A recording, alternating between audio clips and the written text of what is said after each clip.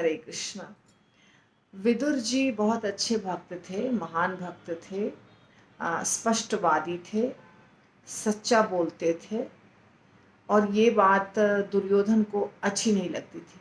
इसलिए दुर्योधन का उनसे हमेशा कुछ न कुछ वाद विवाद चलता था।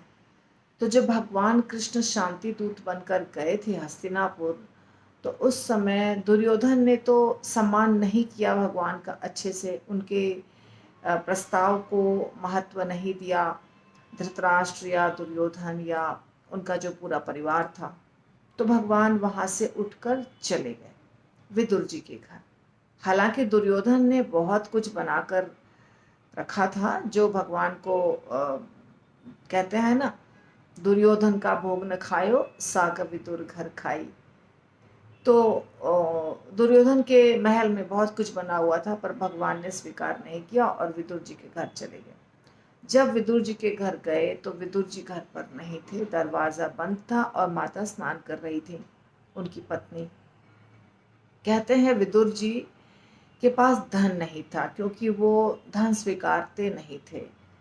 अपरिग्रह वाला उनका स्वभाव था, थोड़ा बहुत जो भी था उसमें काम चलाते थे। तो विदुरानी स्नान कर रही थी, नौकर चाकर और बहुत कुछ नहीं था उनके घर में, साधारण कपड़े में।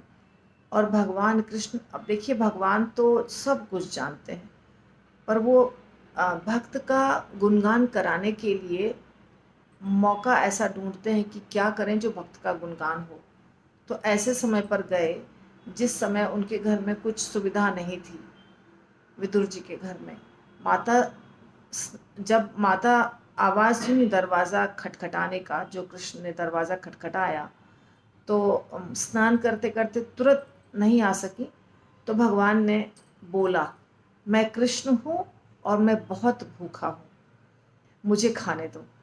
तो विदुर रानी वैसे ही नहाते नहाते ही चली गई दरवाज़ा खोलने के लिए, क्योंकि कपड़े वगैरह बदलने में तो समय लगेगा। तो कपड़े वैसे ही थे, गीले थे।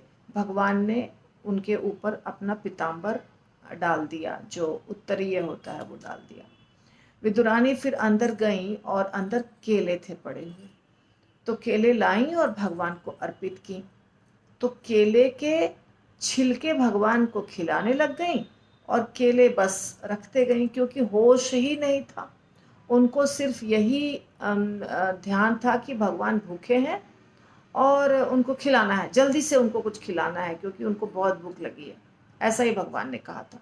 तो ये भगवान और भक्त के बीच लीला कई बार हुई है। जैसे आपने देखा, शबरी जूठे बेर खिलाई, कर्माबाई की खिचड़ी कैसी होती थी, बिना नहाए धोए बनाती थी माता। तो वैसे ही विदुरानी भी की। तो भगवान छिलके खा रहे थे आराम से और केले थे साइड में पड़े हुए। काफ़ी देर से ये चल रहा था, तभी विदुर जी पहुंच गए। जब विदुर जी पहुंच गए, उन्होंने ये सीन देखा, नज़ारा देखा, ये क्या चल रहा है। ये भगवान तो छिलके खाए जा रहे हैं और सारे केले के गूदे जो रियल केले हैं वो तो पड़े हुए। तो विदुर जी जैसे ही पहुंचे, वो अपनी पत्नी को के ऊपर गुस्सा किए कि तुम क्या कर रही हो, क्या खिला रही हो भगवान को, तुम तो छिलके खिला रही हो, सारे केले तो यहाँ पड़े हुए। तो विदुर जी ने स्वयं केले उठा के भगवान को खिलाना शुरू किया, जो रियल केले थे अंदर में, और छिलके तो भगवान खा चुके थे, अब केले खिला रहे थे विदुर जी।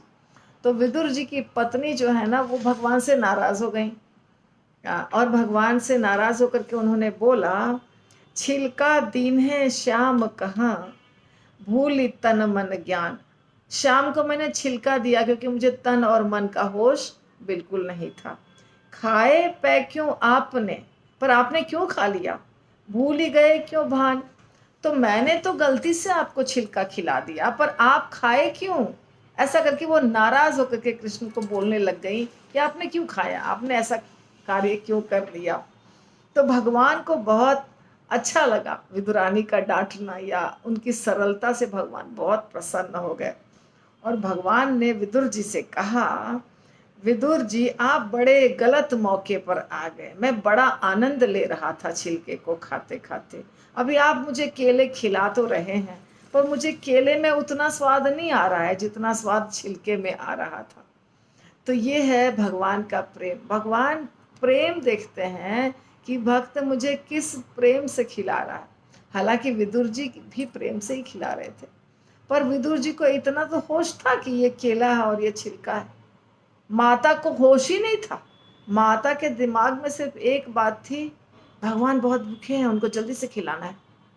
जल्दी से खिलाने के चक्कर में या उनकी आवाज़ सुन करके वो कपड़े भी नहीं बदली और वैसे ही पहुंच गई दरवाज़ा खोलने के लिए, और वैसे ही केला छिलका। अब आप सोचिए कि कैसा उनका चित्त होगा, कैसा उनका भाव होगा।